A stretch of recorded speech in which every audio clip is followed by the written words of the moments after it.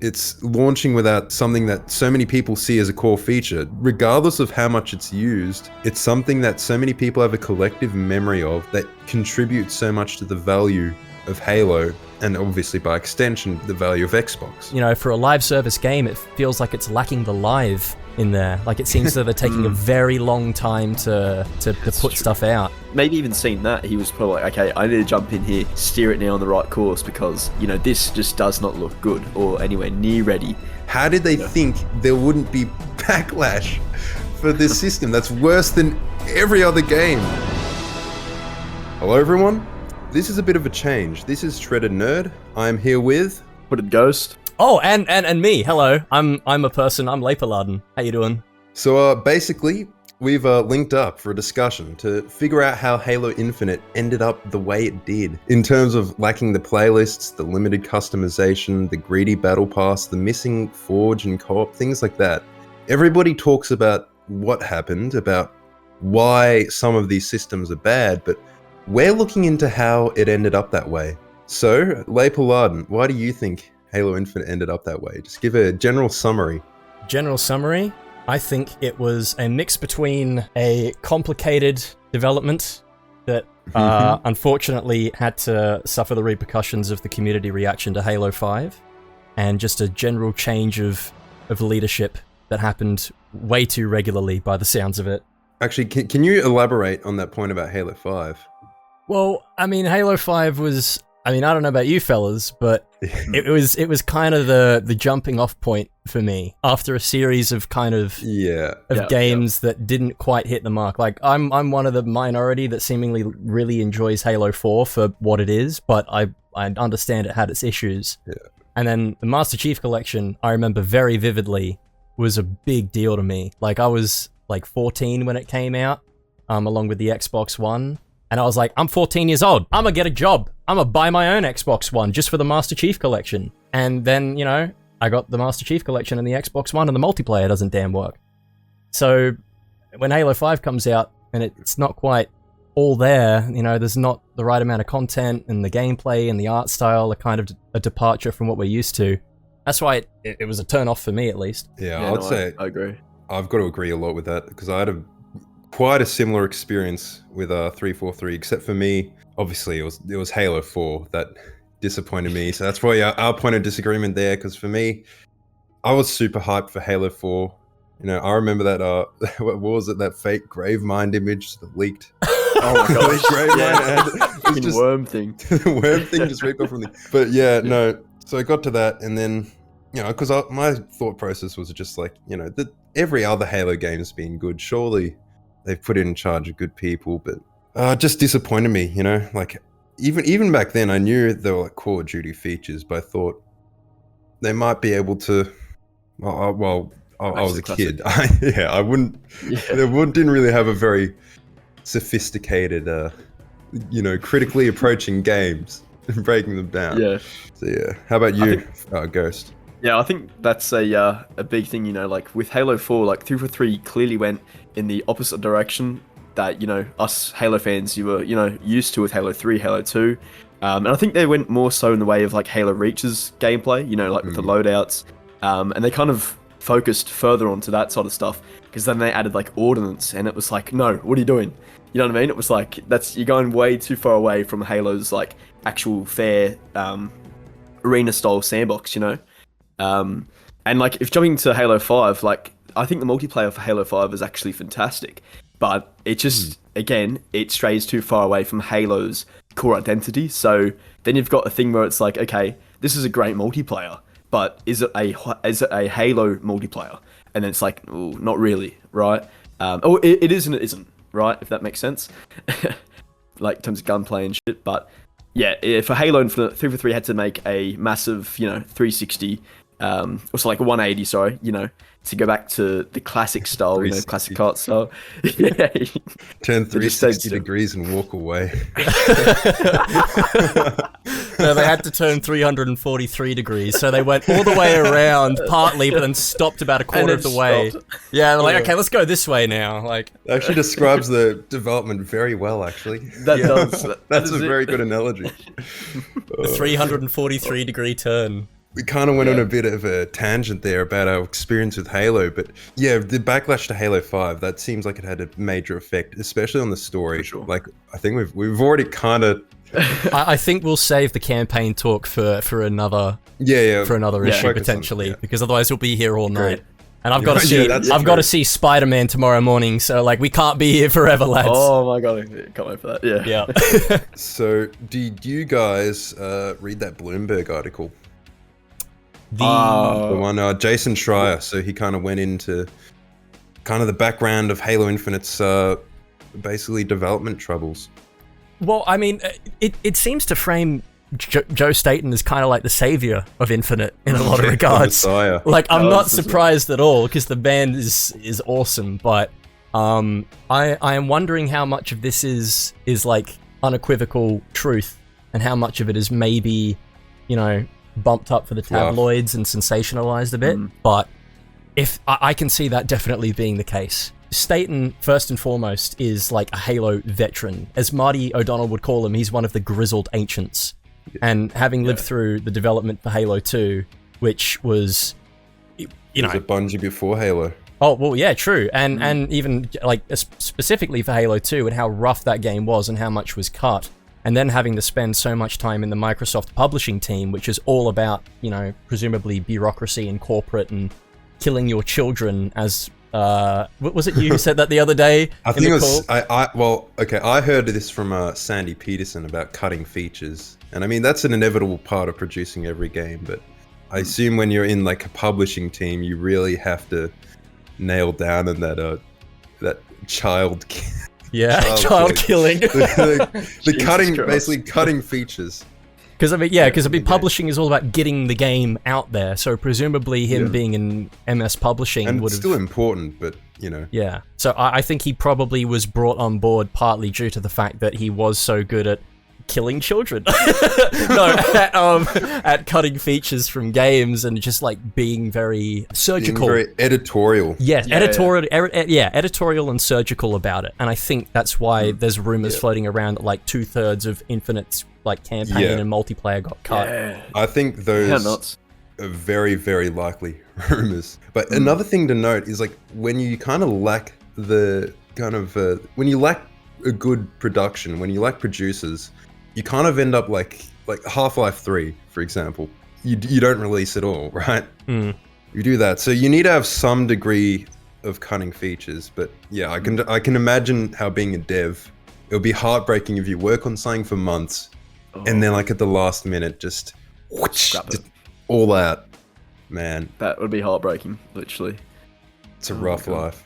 Because I'd imagine there's a lot of people who work in 343 who are really big fans of the old Halo games. Oh yeah, And so having Joe I've Staten... definitely heard that. Yeah, because I can imagine having Joe Staten come on board would be like, oh my god, it's the Messiah. He's descended down from Microsoft Publishing heaven to help direct us Save and us give us, all. yeah, to give us guidance and show us I the can blessed imagine that path.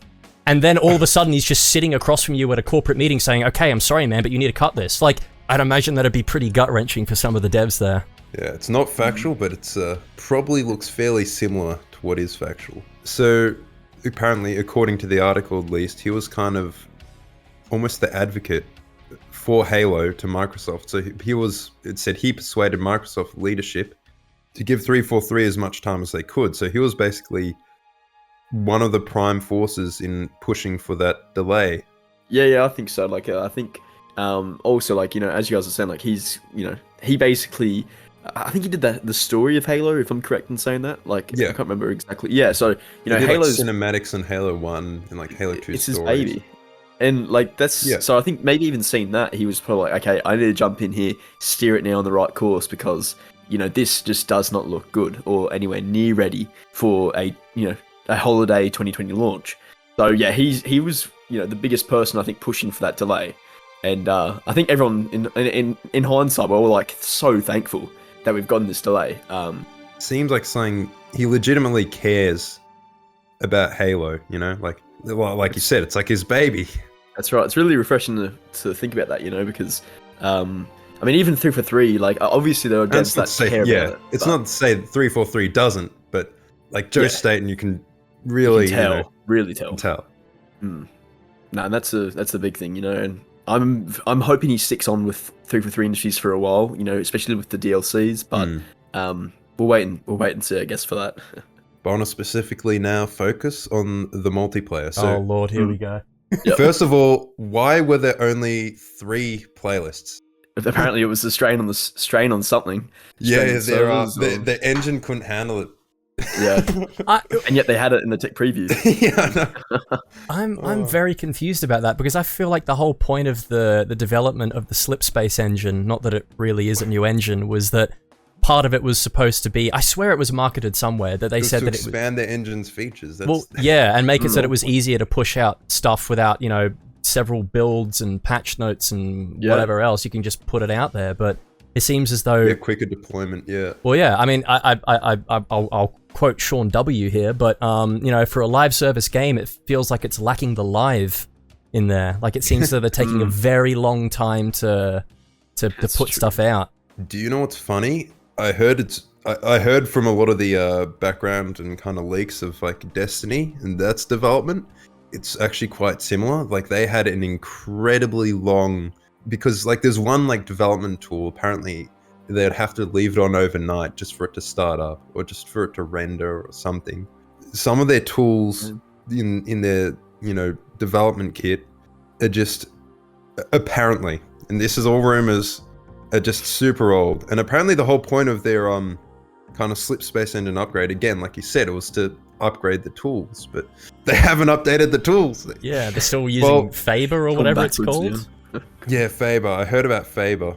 They said they updated from Faber. That was one of their, but, you know, who knows, right? We'll only find out about all this stuff 10 years down the road, you know. After its cycle, yeah. Isn't it still like it is partially the Blam engine? Like apparently people said it's another coating, like on top of it. Like, so they've been marketing the Slipspace, you know, engine as this brand new, like, you know, world changing thing. But if we're honest, it really is the Blam engine with just another coating on it, really. Yeah. I heard a lot of people say that, and yes, it is based on the Blam engine, but I think a lot of what people need to realize about engines is it's actually incredibly rare for studios to rebuild an engine from the ground up, especially with all the modern features it has, right? Like, you know, Source 2, for example, right? That's just based on the Source engine, right? But still, you know, having new games like Half-Life Alyx, that was on Source 2. And, you know, the Source 1 engine, that, you know, Half-Life 2 and all that. But ultimately, Source 1, that was just based on Gold Source. So in a way, you could say even the newest Half-Life Alyx, that was technically just based on Gold Source, which itself was based on the Quake engine. So the way engines work, they kind of iterative, you know? Yeah, they evolve over a long period of time. So completely rebuilding it from the ground up, a bit unrealistic. One thing I heard, and this is rumors, one thing I heard they were considering was, you might have heard this, they were considering switching over engine to the Unreal Engine. So that sounds like more realistic. It sounds like they use another, you know, AAA engine owned by Epic Games. And that sounds like something a studio would actually consider. I guess I wanted to ask, did you guys have any performance issues? I personally haven't, but I know people on PC have been having some things, but it's a pretty, I don't want to say inconsistent thing, but I've noticed like it's mainly people on PCs and with the varying, you know, systems that are having issues from what I've seen, but I don't know about you guys. Yes, sir.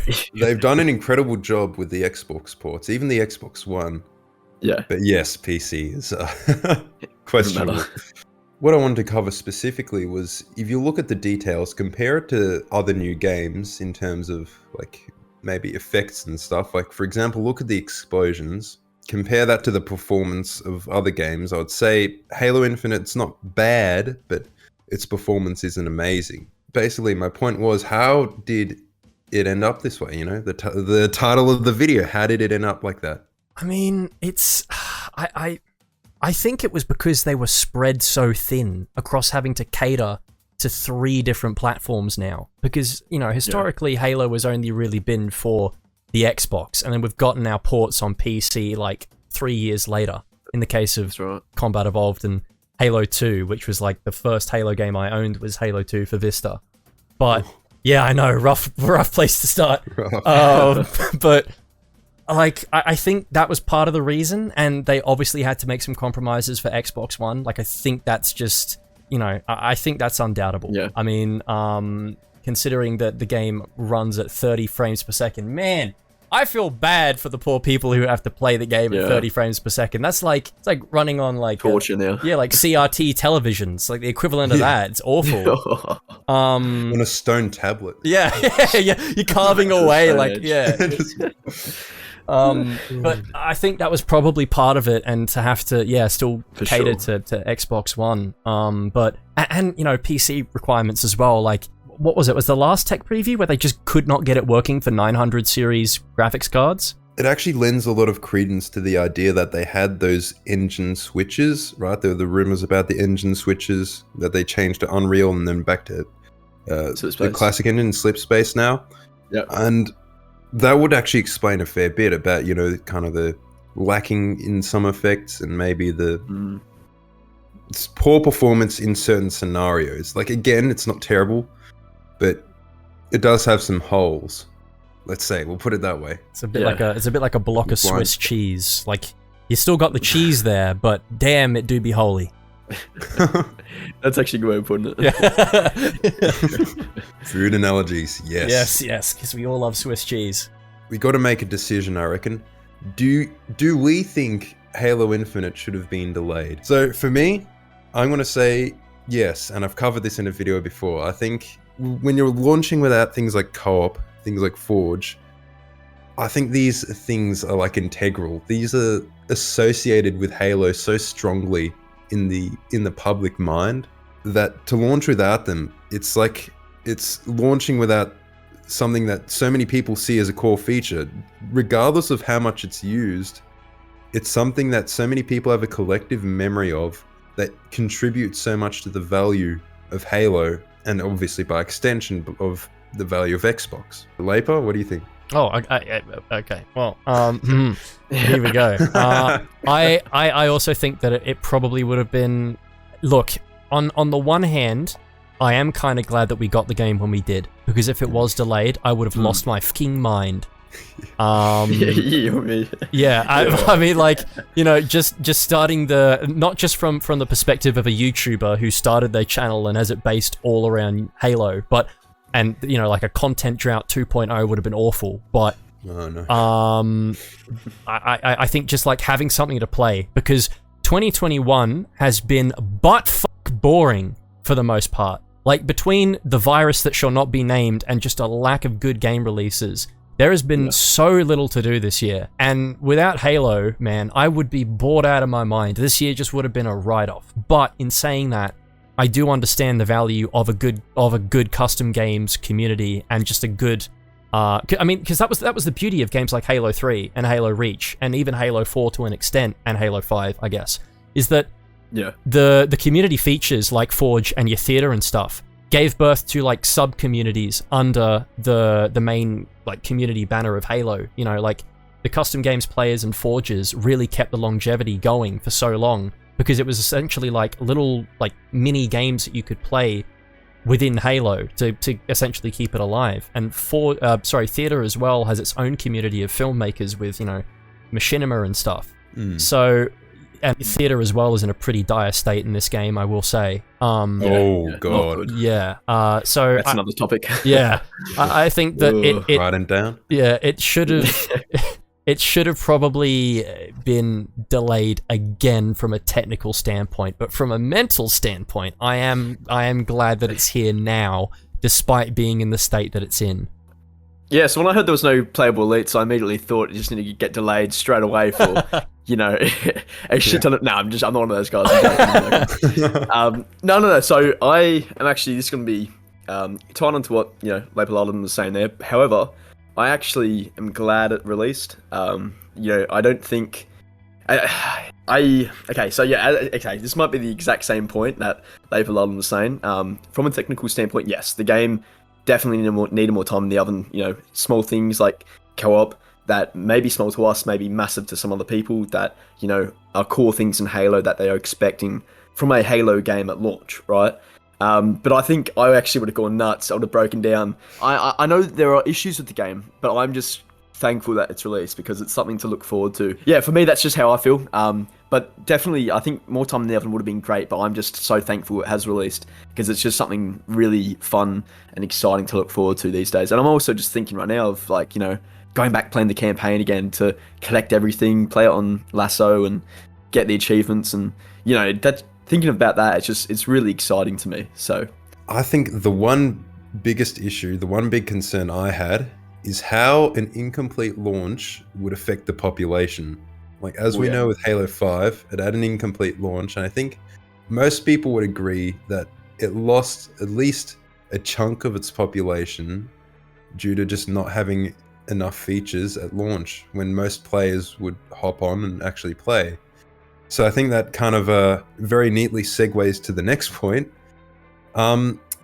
So do we think Halo Infinite's population is dwindling, and do we think it can retain that population?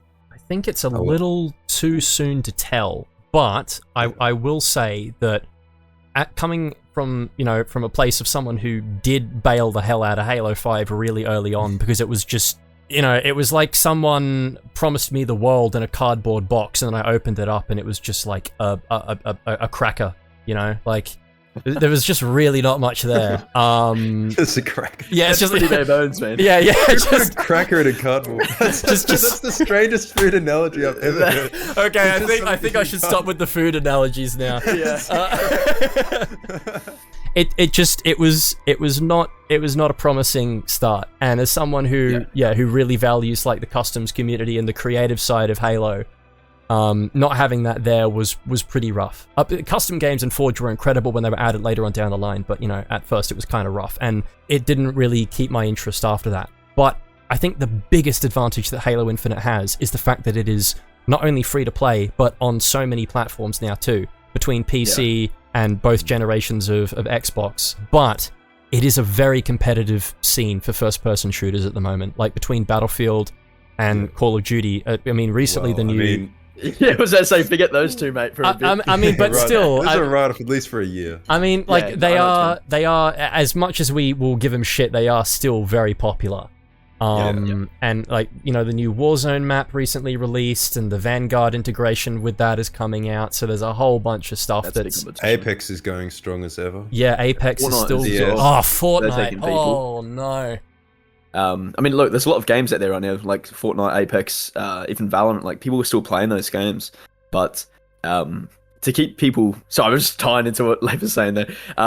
Just to keep people playing, though, they're going to have content coming out pretty regularly, so people, are looking forward to things and can play things pretty, often. So what 343 need to do is create, like, a roadmap as soon as possible so players know what to expect in the future, I think that's one of the biggest things they need to do ASAP, in my opinion. Yeah, because they had that roadmap for Halo 5, and that's kind of... It's almost the one source of hope that we had, Yeah, one thing to hold on to. And I'm actually surprised I haven't done... Like, I was asking... I think it was when they announced that the co-op and the Forge wouldn't be there on launch. I was saying back then, I think they need to release a roadmap, and I'm surprised they still haven't released one yet. Oh yeah, and it's again coming back to the point of the live service game, but without the live. Like, it seems as though they are taking... I get it. It's been a rough development. If anything that we've discussed today and theorized about is even partially true, it's been a rough development, and I think the guys at 343 do deserve a bit of a break. But a roadmap at the very least, I think, would be nice. Especially considering, the size of Halo now. You're catering to so many more people that are new to this community. Like, the Halo Reddit has blown up a lot in the past couple of months. Yeah, I looked at the graph and it's literally just like a straight line upwards. Yeah, and so there's so many more people who are new to the community and are familiar with other live service games like your Fortnites, like your Apexes, like your Call of Duties. They're used to like having content all the time, like new stuff being added, playlists being inserted and taken out, and more customization options, and a more fleshed out online store with cosmetics and stuff that change more regularly and are actually worth your fucking money. So I think that if 343 don't come out swinging in the next few months, we might start to see like a more exponential drop off of players as opposed to the more staggered kind of decline that we're seeing. But Yeah. It is definitely cause for concern when you see the Steam charts going from about 250,000 concurrent players to about 100,000, 99,000 today. yeah. That is Damn. That's like 100,000 is still like A lot. it's still a lot. it's just on Steam as well. So yeah, I mean, I'd say there'd be a lot more on Xbox, considering like Oh, it yeah. is definitely, mainly, definitely. you know. But still, I agree with what you guys are saying. Like, It's not for a dead drop off that big. by any means. Yeah, but still a pretty decent chunk of just stop playing the game, I guess.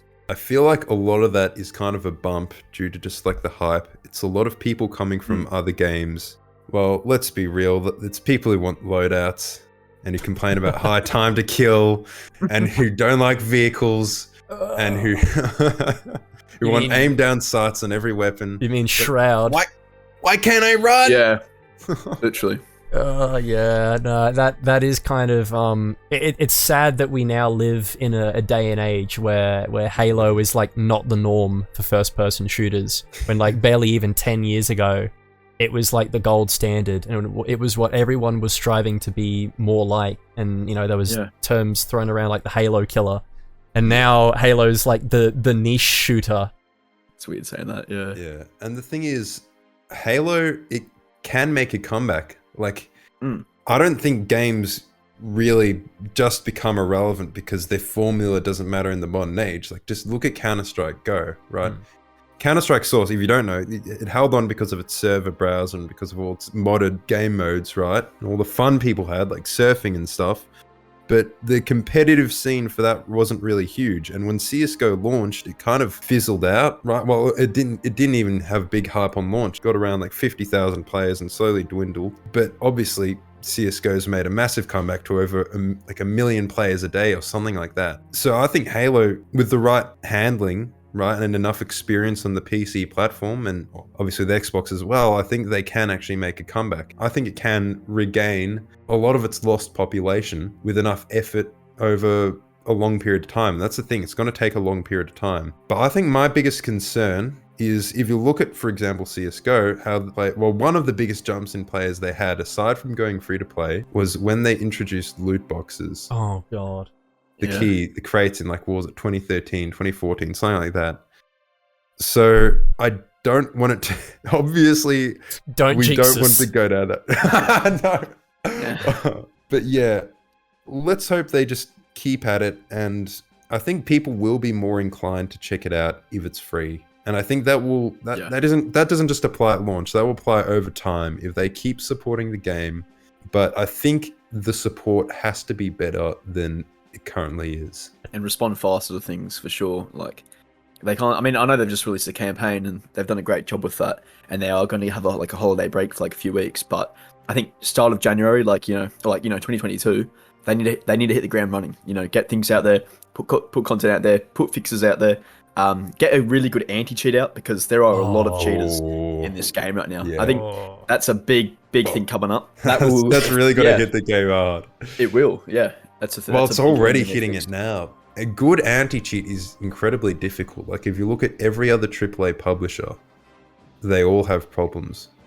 I mean, with cheating. Valorant managed to. I don't play the game, so I'm not too familiar with it. But I know that Valorant had a pretty decent anti-cheat overall. The problem that people had with it was that it was incredibly intrusive, and I think it was operating on your computer while you weren't even playing the game. Which is a bit sus. But the other issue as well now, and I'm going to tie this back to Call of Duty, is that Warzone, the other big free-to-play thing at the moment, as much as I fucking hate that game, like, it took ages for them to get an anti-cheat out. Like, I think it's only just releasing now, but the worst part is that Activision, like, trivialized it and, like, marketed it as, like, this big thing. It's like, no, this is something that should be in your game from the start. Like, an anti-cheat it's incredibly important. So I think that, I'm very much surprised that 343 hadn't learnt from that mistake from such a massive publishing company and development team like, you know, Activision and Infinity Ward to get an anti-cheat in the game. Do we think 343 can adequately support Halo Infinite? You start us off. Yeah, I think they supported Halo 5 fairly well. Like, the base Halo 5, it wasn't my favorite, but I still appreciate all the support that went into it over time. Like, how many maps did it end up having? It had quite a few by the end of it, right? And the Forge goes without saying. It was absolutely incredible. I feel like 343 can give enough support to satisfy me as like a fan. But my biggest concern is, I think, touching on the point from before, will they give it enough support to kind of win over the audience at large, to actually attract people back into playing Halo? They need something big, I think, to get some people back in, or at least, you know, like, because it is free to play, something that they can, you know, make a massive like marketing campaign for, like, not even a marketing campaign, like even like a massive ad that's like maybe like some massive invasion mode where they bring back elites for this thing. Like, I know I'm not a big elite person, but there may be, you know, like there are a lot of Halo fans that are, you know, they love playing as elites. Fan. The bloody Dino fans, you know, so just maybe if they release, you know, a massive invasion mode where it's like 44v44 or something massive, and it can be, you know, Spartans versus elites, that would be really, really cool. And yeah, I could see a lot of people coming back for something like that, you know. So it just they're gonna need something big to bring back people that, you know, might have dipped their toes in originally and then backed out because they're like, there's not much there for me to do, you know. So yeah, call me old-fashioned, but I don't want none of them goddamn split lips in my armory. Don't want them. No. It's just like, Squid jaws. Squid jars, get out of my armory, split lip. I think, like Ghost said, there needs to be a pretty big marketing push to get some of those lost people back on board. And I mean, look, dare I say it, and I'm gonna get a slap around the back of the forehead. Oh, here we go. Yeah. I think a battle royale could potentially. I know. We were talking about those plebby kids who were like, why can't I run? Why can't I aim down sights on all guns? I was holding my breath. Yeah, I think that potentially there could be room for a battle royale in future. Not. Can we real? Yeah, I agree. I mean, like, because I mean, Halo has the sandbox and it has the variety there for it. But hell, even the campaign map, bro. Woo! I know. Yeah, just think about that. But the you know, first and foremost, focus on the core game. But something like that would be massive to add more playlists to the game as well. Infection back. Oh, come on, Infection. We need Infection. We need Assault. Yeah, Assault is great. King of the Hill, VIP. Even like some from Halo 4 that weren't too bad. Juggernaut. Like Extraction, Domination. No, not Domination, Dominion. Halo being a live service game now has so much potential for like these seasonal event things, and we've already kind of seen that with the Tenrai event, and now I think there's like a Christmas one called Winter Contingency coming out, which is a bit cringe, but like they don't just have to do it with armor, they can do it with game modes and like other stuff. They can have like a staggered release for modes, and not just have them be limited time, but just have them in the game forever. Like, you're on 3 different platforms, it's free to play. If you market the game enough, you're gonna get people to come in. Don't worry about dividing the community. Like, exactly, you've got so much potential there. Good to talk about all these possibilities and all the cool things they could do, but we need to like we need to nail them hard, because I don't think so far they're really doing enough yet. But I feel like they can. But so far they haven't, at least for Halo Infinite. Like the events, like Tenrai, for example. Well, we all know how that turned out. Yeah. I never want to hear the word. They Tenrai marketed again. that helmet, and you can't even get it in the free Tenrai Paddle Pass. So it's like, are they going to put that helmet in the store when they said you'll be earning this for free? So I don't know. I'm going to be a bit pissed off if we see that helmet in the store for $20 an armor set. But we'll see. They could just slot it into the battle pass as like a, oh shit, sorry guys, we've got to put this in there. They're probably planning to. Yeah. But they did sell those katanas in the store. Oh, they did, yeah. Yeah. Remember when you had to get 1,000 game score in Halo 3 to get the katana in that game? Remember when armor was actually something that you had to earn and unlock instead of just pay for? Yeah, me neither. It looked cool. You look at people in the game and you're like, oh wow, he or she worked hard for that, you know? But now it's like, oh wow, mummy or daddy put out their freaking credit card. And, yeah. Or you forked over some cash, you know? So it's just, that's how it is now. Like I straight up laugh when me and my mates play 4v4 and we see some idiot running around with the Zvezda armor set. He bought the drip. Yeah. I like we straight up. I just go right into game chat. I'm like, you're a fucking idiot. Like you are part. you are part of the problem. I feel like Jesse Pinkman in Breaking Bad. You can't keep getting away with it. Jesse, I bought the armor. I bought the armor. We gotta keep making. I don't regret anything. We gotta make the blue armor, Jesse. We gotta charge 500 credits for it, Jesse. $10. I can't, man. They seem really passionate on hyping up the customization in the game, and it's gonna be like reaches and ooh. Yeah. And then we actually get it, and it's all divvied up between 3 different cores, and there's like they're selling Hazop for $20. Oh, $20. You know what's worse? It's 20 US bucks though, right? Yeah, for us it's like nearly $30. But you know what's worse? That Hazop armor set, or like the Hazop helmet, was meant to be in the 120 battle pass originally, and then put it in the store, which is terrible. Like it's really, really heartbreaking to think about that. Pure crap. I'm angry. That's why I was just like I honestly think someone's forgotten. We are missing something here. What are we missing? I don't know. Just chuck it out. Get the game out there. We don't know what we're missing. And then it's like, oh shit, we've got to add this into the battle pass. It's like, hang on, boys, should we make the battle pass 120? They're like, no, it's done. Otherwise we'll look like absolute idiots. Some of their decisions are just so confusing. It legitimately seems like that. Like just I don't know why they've tied like the XP just to challenges. Like there's no, outside XP source. All the XP in the game come from challenges, which doesn't make much sense to me, because it's like, if you want to have a global progression system or a career progression rank like Halo Reach, Halo 3, you should be getting just regular XP, match XP, performance XP, from just playing the game. Then you should have the challenges on top of that, as well as commendations and all of that good stuff. That we're used to getting, but for some reason 3v3 have gone like a totally different approach to just make us receive XP from challenges. Like the whole thing is really odd to me. Yeah, it's clearly like a band-aid. Yeah. That seems like something they didn't plan at all. And when you think they didn't plan it, it's like they didn't expect backlash for the system. Like, did they not see that coming? Like, people complain about battle passes as they are, like modern gaming monetization. People complain about like Fortnite and how it is currently in Apex.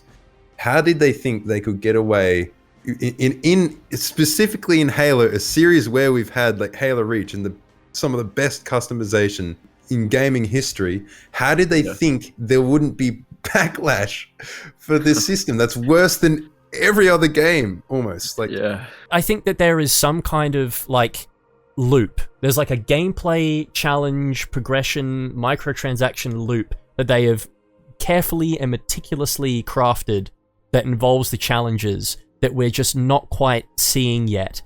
And that's the reason why they're sticking to their guns and holding on to this piece of shit system, and not implementing something like match-based XP. And I think a big part of that is to do with the combination of like the RNG for the weapon and vehicle spawns and how that impacts the challenges, and also the challenge swaps, and just that whole negative feedback loop. It just doesn't...